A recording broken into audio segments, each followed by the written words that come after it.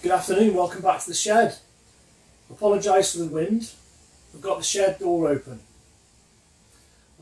It's really windy out there today, but it's a bit fumy in here to say the least. Oil and degreasers and that sort of thing. So just airing it a little bit. I didn't want to pass out mid-video, so I didn't even know whether to do a video on this. It's just a bit of GoPro equipment that I've bought. I've looked online and seen various setups, and I just think that some of this equipment that's just arrived seems to be what a couple of other people are using. I'm just going for the GoPro on the chin mount at the minute, so I'll just show you what I've got and see what you think, and I'll give it a test hopefully either later on this evening or definitely tomorrow, because the weather looks like it's a little bit clearer tomorrow and I've got a few hours spare, so hopefully I can get it sorted this afternoon, ready for tomorrow's ride out. Okay, so the first thing I bought was obviously the GoPro, and that is the Hero 6. Okay, so that was bought off eBay second hand. None of this equipment is new apart from the accessories, in really good condition.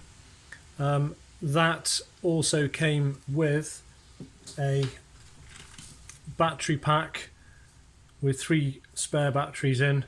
Only one is the original GoPro battery and the other 2 are aftermarket batteries, but the make of the charger on that is the same as the batteries, I think.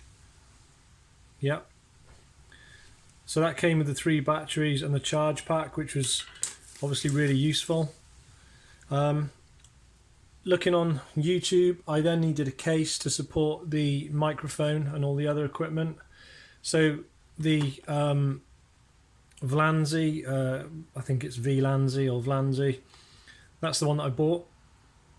And as you can see, it houses the microphone adapter in the bottom here. It was recommended on YouTube by another YouTuber as being one of the best out there, so I just went with that.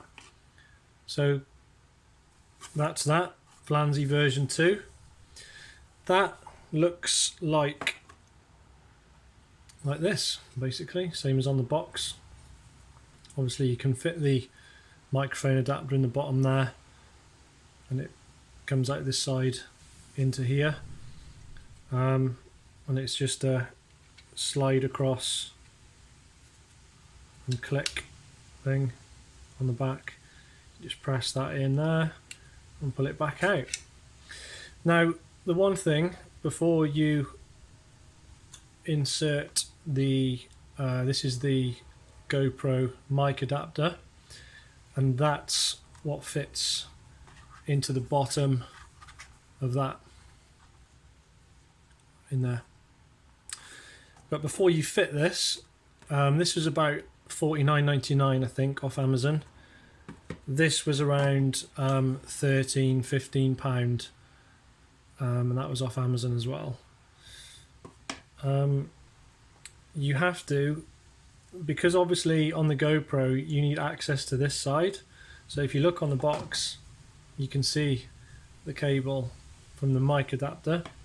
So this little cover here, when you push that in and slide it down, as you know, to access your HDMI and your USB, obviously this little thing gets in the way of this, and there is no way to leave that open and insert it through. So what you have to do is, if you open this as normal, and then you'll see on the bottom here there looks like it's a round clip that goes all the way around, but it actually doesn't, and it feels like you're going to break it, but you're not. So be delicate, but all you do is just pull that off like that, and you'll see that it doesn't actually go all the way around. Okay, and then obviously the same to pop it back on. You've just got that little metal thing there, so you just click it into place and it's back on. Obviously you need to take that off. Okay, and then obviously pop your GoPro into that case, slide that across, click it into place, and now you've obviously got the power easily accessible that side. You can see the screen. It doesn't wobble around inside the case, even though there's a gap actually on the bottom of that case. There's a little bit of plastic and it stops the camera moving back or forward, but now you've got access there, and you need that because you've got your GoPro mic adapter that fits in the bottom.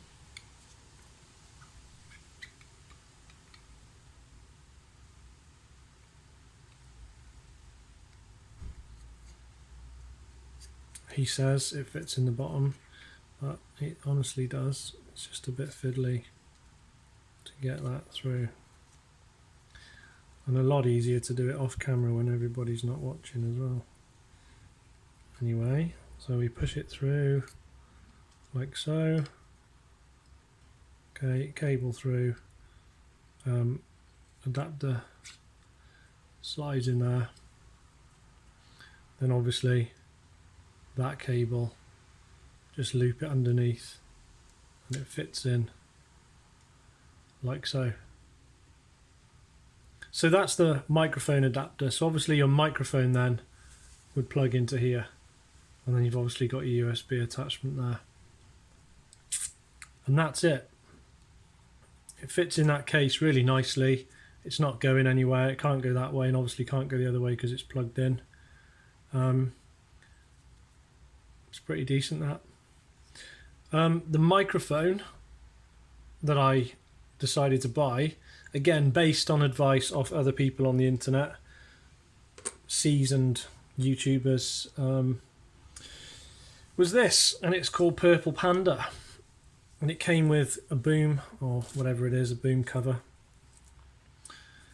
Obviously I don't need that, but it came with quite a few accessories as well. So the microphone itself, lots of different attachments and wires here. Can't quite see those. Let me just move these out of the way. But apparently, and I found it really hard to get hold of one of these as well. I found it really difficult to find this Purple Panda. I had to buy it off eBay from somebody who actually had hardly used it. But you know, the Purple Panda microphone, apparently they're one of the best for the GoPros. I've got to fit this inside my helmet. That's quite a tough metal crocodile clip. But I need to fit that inside my helmet. The wind protection cover for that is supposed to cut out a lot of the noise, and you'll need that within my helmet, because my helmet actually is quite cheap, to be fair. I've got a couple of helmets, but the Nitro one I've had for years and years and years, so it's quite cheap. Now, what I did do, obviously I'll review this once I've tested it, which hopefully if I get on a ride out and get this fitted into my helmet today, I can get on a ride out tomorrow. I'll review it once I've tested it, and obviously we can review the footage in terms of how good quality that is. What I've also bought is one of these, a chin strap. And obviously there's lots of different reviews on these saying you can't close your visor all the way, because obviously when these two fit inside the visor, this is on the chin, the visor won't close because of these. And that's fair enough. That's something that I'm willing to accept at the minute, just to give it a test. Obviously I haven't had a go of this yet. Again, it's going to be tested tomorrow, but not this. And the reason I'm not testing this tomorrow is because I wanted... I've got an older helmet, and what I've done is, I'll show you in a second, is I've actually attached one of the GoPro clips. So one of these sort of GoPro clip things that fit on the back of the mount to the base of my helmet, and I've actually araldite it on. And the reason I've done that is because the helmet's old, and I don't actually trust at the minute. I don't actually trust these sticky pads that come with it. I'm sure they're fine. I'm sure they work really well. But what I'm going to do is I'm going to give it a go with the mod that I've just made to my helmet. Let me show you. Okay, so this is an old helmet that I've had for a long time, so I'm quite willing to sacrifice the chin part of this helmet. But rather than fit, where is it? So rather than fit this for now, as I said, because this is an old helmet, this will fit on a newer helmet, but because this is an old helmet and I'm not too bothered about it, I've actually just put this piece on the front, and that is stuck on there really well. And I don't mind that being there as a permanent fixture on this helmet. It's never going to be sold. It's never going to be, you know, the only thing that's going to happen to this helmet is it's going to get thrown away. But it's actually ideal because the curve actually fits the front of this bottom. And I know what you're going to say. Obviously, that's an air vent under there. Yes, it is. It's always closed. The reason it's always closed on this helmet is because, as you can see, there's a real fine mesh on my helmet there. Well, on this part, the mesh has come away underneath. So when I open the air vent, if I ever do forget, then, you know, I get a mouthful of wasps and bees and all sorts of jazz. So that being on there, no problem at all. And to be honest, if I open it, it'll probably let air in now without the flies coming in, but we'll see. But I don't mind that being a permanent fixture. And actually, with the GoPro on that, it fits perfectly. So I'm happy with that. I'm going to give it a test tomorrow, and we'll see where we go from there. The other thing that I bought for this, and it's probably not enough at the minute, is the 128 gig. And I bought obviously the SanDisk Extreme because they're able to deal and transfer quicker speeds. So obviously, if you film at higher frames per second, then you're going to need that. But 128 gigs should see me okay for now. So that's it. That's the setup I'm going to use. We're going to give it a go. That's the equipment, and you know, I suppose obviously you can buy GoPros new, but I mean, to be honest, I think I paid £190 for this in the end, with 3 batteries, a charging unit, and some other like ancillary equipment, some sticky pads and other bits and bobs.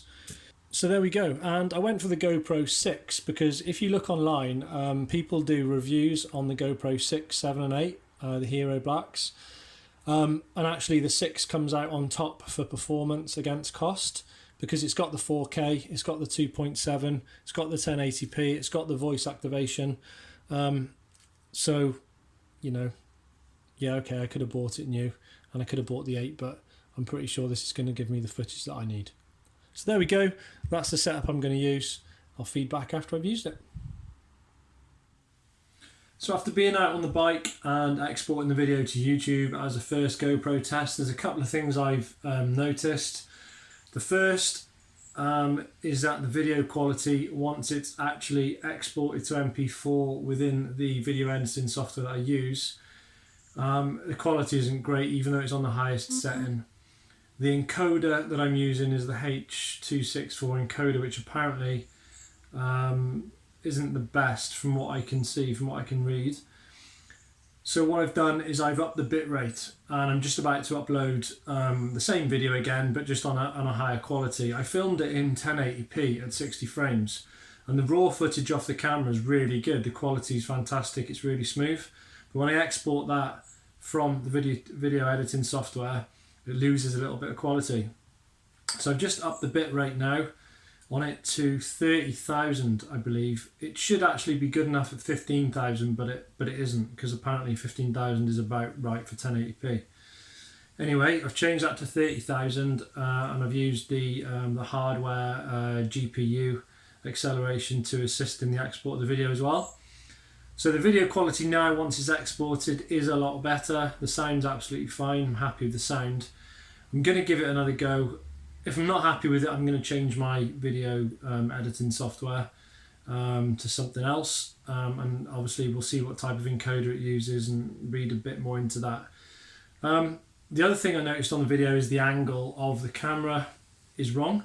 I had it set back as far as it could go, and I actually decided not to use the mod that I did on my helmet, where I used the Araldite to put the clip on, because the camera couldn't tilt back far enough. So what I did is I actually fitted the chin strap, but even with the chin strap, because of the front of the helmet and the air vent that's on there, it actually tips the camera forward slightly. So even with the shoulders and things on there, it doesn't actually go back far enough. So I just need to make a few modifications to that.